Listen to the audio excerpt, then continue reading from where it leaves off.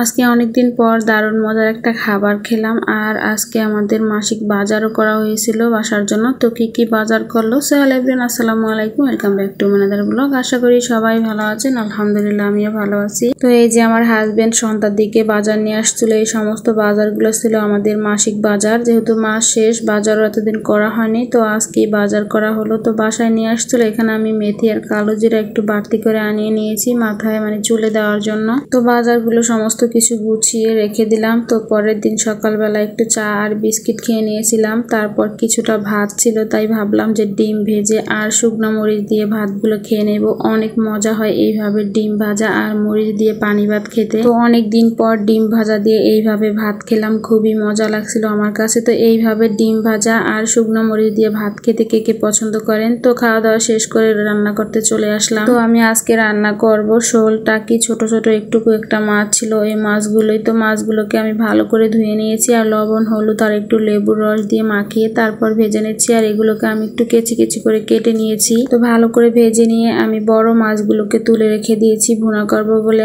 আর এখানে ছোট ছোট যে মাছগুলো ছিল ওগুলোর সাথে কাঁচামরিচ, রসুন আর পেঁয়াজটা শুদ্ধ ভালো করে একটু ভেজে নিয়েছি। এগুলো আমি একটু ভর্তা করে নিব তাই। তো এইভাবে টাকি মাছের ভর্তা খেতে কে কে পছন্দ করেন অবশ্যই জানাবেন। তারপর আমি এখানে ডাল বসিয়ে দিয়েছিলাম। আগে ডালটা সেদ্ধ করে নিয়েছি আর লবণ হলুদ দিয়ে ভালো করে ফুটিয়ে নিয়ে ধনিয়া পাতা দিয়ে তারপর পেঁয়াজ রসুনটা ভেজে বাগার দিয়ে নিয়েছি। আর এদিকে আমার হাজবেন্ড আবার নিয়ে আসছিল, এগুলো ছিল আমড়া। তো এখানে 2 কেজি আমড়া ছিল। আমড়াগুলো নিয়ে আসছিল, একটা ঝাঁপিতে ঢেলে দিয়েছিলাম আমি আর আমার ছেলেকে একটু কেটেও দিয়েছিলাম। তারপর এখানে মাছগুলো রান্না করার জন্য পেঁয়াজ রসুন কাঁচামরিচটা ভালো করে ভেজে নিয়ে এখানে আমি অল্প পরিমাণ মরিচের গুঁড়া আর হলুদের গুঁড়া দিয়ে একটু পানি দিয়ে ভালো করে মশলাটা কষিয়ে নিয়ে দিয়ে দিয়েছি টমেটো। তো এই টমেটোটা ছিল ডিপ ফ্রিজে ফ্রোজেন করা। তো একটু লবণ দিয়েছিলাম সাথে, দিয়ে ভালো করে একটু কষিয়ে নিয়েছি মশলাটা। তারপর দিয়ে দিলাম আমি ভেজে রাখা মাছগুলো দিয়ে কিছুটা পরিমাণ পানি দিয়ে দিলাম যেন মাছটা ভালো করে সেদ্ধ হয়। ততটুকু পরিমাণ পানি দিয়ে কিছুক্ষণ রান্না করে নেব। আর এইদিকে যে মাছগুলো আমি নিয়েছি ভর্তা করার জন্য ওইগুলোকে একটু কাটা ছাড়িয়ে নিয়েছি। আর প্রথমে আমি পেঁয়াজ রসুন আর কাঁচামরিচটা বেটে নিচ্ছি, তারপর কাটা ছাড়িয়ে রাখা মাছগুলো বেটে নেব। তো এর ভিতরেই দেখলাম যে মাছের ঝোলটা একদম কমে গেছে। তো এখানে আমি একটু ভাজা জিরার গুঁড়া দিয়ে দিলাম।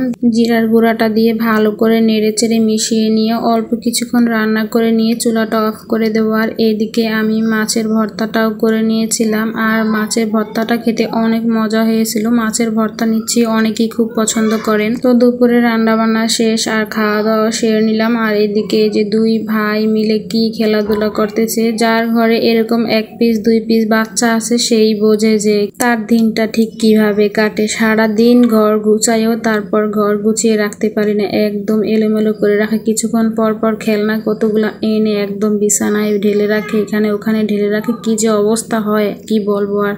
তো সন্ধ্যার দিকে আমার হাজবেন্ড আবার চটপটি আর পুরি নিয়ে আসছে। আর এই চটপটি পুরিটা খেতে অনেক ভালো লাগে, আমি খুব পছন্দ করি, তাই আমার হাজবেন্ড নিয়ে আসে। আর একটু আমড়া বানানিও খেয়েছিলাম, ওটাও আমার হাজবেন্ড বানিয়ে দিয়েছে। আমি মরিচ মাখালে আমার হাত জ্বলায়, তাই ও বানিয়ে দিয়েছে। তো আজকের মতো ভিডিওটা এই পর্যন্তই। সবাই ভালো থাকবেন, সুস্থ থাকবেন, আল্লাহ হাফেজ।